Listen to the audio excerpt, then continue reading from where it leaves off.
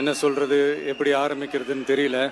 சினிமாவில் எப்படியாவது கஷ்டப்பட்டு வெற்றி அடையணும்னு இருந்த ஒரு சாதாரண அசிஸ்டன்ட் டைரக்டருக்கு பிறந்த ஒரு புள்ளையா, எனக்கும் வாழ்க்கையில வறுமைனா என்னன்னு எனக்கு நல்லாவே தெரியும், பசினா என்னன்னு எனக்கு நல்லாவே தெரியும். நான் ஒன்னும் பெரிய மன்னர் பரம்பரையில இருந்தெல்லாம் வந்துடல. உங்களை மாதிரி தான், உங்கள ஒருத்த மாதிரி தான், உங்க குடும்பத்துல ஒருத்த மாதிரி தான், உங்க புள்ள மாதிரி தான், உங்க மகன் மாதிரி தான், உங்க அண்ணன் மாதிரி தான், உங்க தம்பி மாதிரி தான்.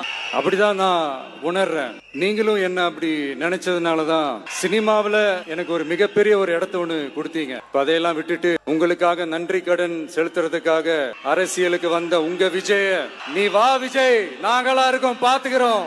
விஜய் தம்பி நீ வா, நாங்க இருக்கோம். விஜய் தம்பி நீ வா, நாங்க இருக்கோம். அண்ணா நீ வாடா, நாங்களா இருக்கோம். நண்பா நீ வா நண்பா, நாங்களா இருக்கோம் சொல்லி அவ்வளவு அன்பா, அவ்வளவு உறவா என்ன ஏத்துக்கிட்டீங்க.